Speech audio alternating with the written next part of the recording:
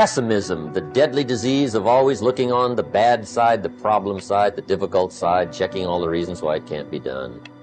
The poor pessimist leads an ugly life. To the pessimist, the glass is always half empty. To the optimist, the glass is half full. Why would the same measure affect people two different ways? Answer: it all depends on how you look at it.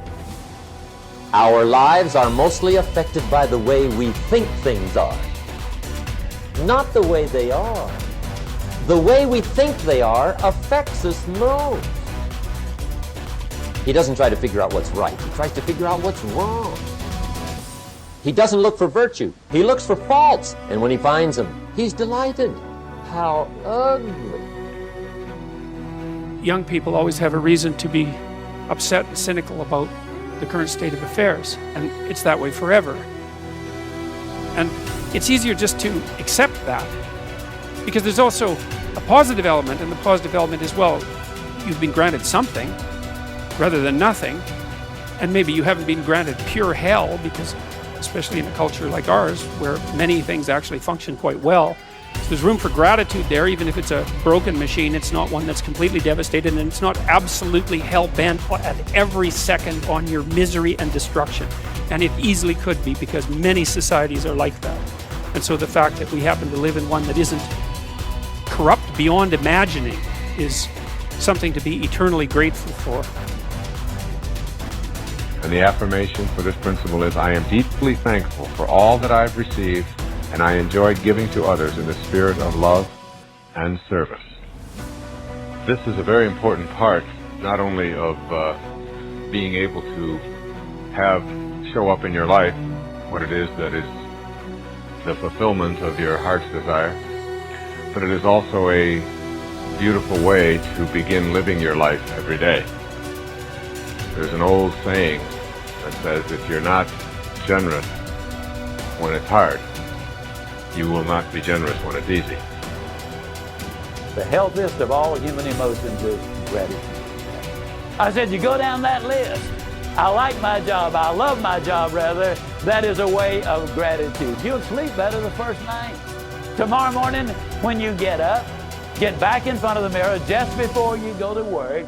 Get back in front of the mirror and repeat the process again with excitement and enthusiasm. I love my job because, and take the list with you. Because the reality is, you see, you will have started to change from a fault finder to a good finder. Every achievement in the world was first initiated as a creative idea. First the idea, then faith in it, then the means of implementing the idea. That is the way success proceeds. Here is the idea. What is your present trouble? Your trouble is that you lack everything, don't you? You lack money, you lack subscribers, you lack equipment, you lack courage. And why do you suppose you lack everything? Why, simply because you're only thinking about what you lack. You are constantly thinking lack thoughts, and you have thereby created a condition of lack. If you constantly think about what you don't have, you keep creating the conditions that keep you in this state. By emphasizing only what you lack, you frustrated the creative forces that can get this project really rolling. From the standpoint of doing a lot, you've been working very hard. But you fail to do the one all-important thing that will lend power to all your other efforts. You have not employed positive thinking.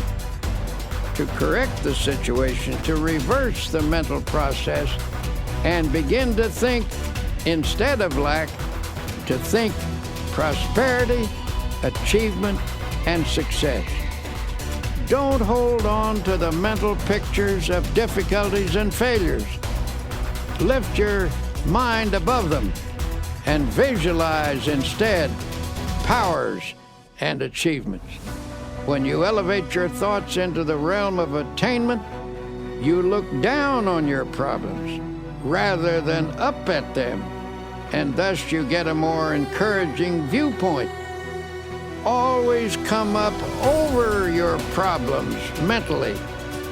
Never approach a problem from below